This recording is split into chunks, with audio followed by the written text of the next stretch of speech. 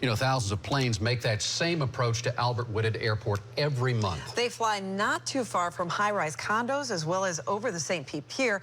One St. Petersburg City Council member is a little concerned about the age of the aircraft at Albert Whitted, the inexperience of the pilots, and safety. Now, 8 on Your Side investigator Steve Andrews continues our team coverage tonight with more on that part of the story. Steve. Good evening, Stacy. Albert Whitted is just blocks away from hotels, restaurants, museums. It's attracted big business to actually relocate here in downtown St. Petersburg. One city council member told 8 on Your Side the FAA as well as the city need to work together to improve the safety around here.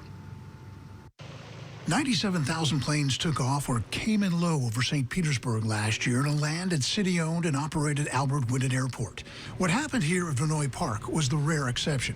Kerry Moser was drinking his morning coffee. He saw the plane crash and was on scene in seconds. If I was in the condo, I'd certainly have been running for some cover. 8 on Your Side did some digging and found this crash was the third in the last 6 months near the airport. Earlier this month, a banner-pulling aircraft slammed into the bay, killing the pilot. In March, another banner-pulling plane also went into the water. Laura Ellsworth found this crash sobering. Have you ever thought about walking through the park and having an airplane land on you? No. I will now, though. This one came really close to hitting people on the ground. So the question is the airport too close for comfort? In 2003, St. Petersburg voters overwhelmingly decided to keep Albert Whitted right where it is.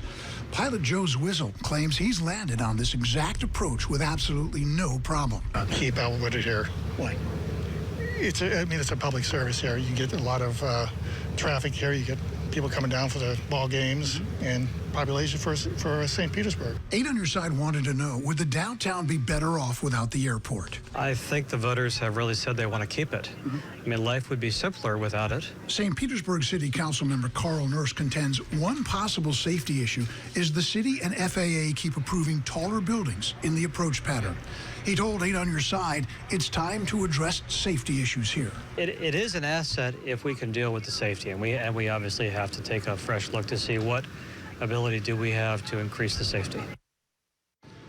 Now, Carl Nurse told me many of the planes at Albert Whitted are at least 25 years old. They did some checking, and this one is over 40 years old.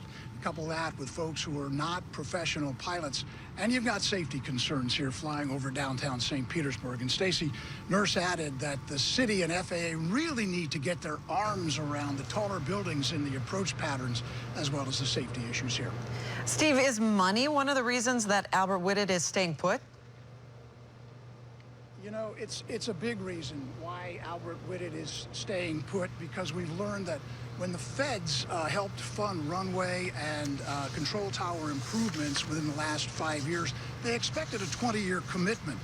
If Albert Whitted were to move or shut down, it would actually throw a monkey wrench big time into the economy downtown. But also the city of St. Petersburg, Stacy, would have to reimburse the feds for the money they fronted St. Pete. A lot involved there. All right, thank you, Steve. And to keep up with this story between newscasts, along with any breaking news, download our free News Channel 8 app.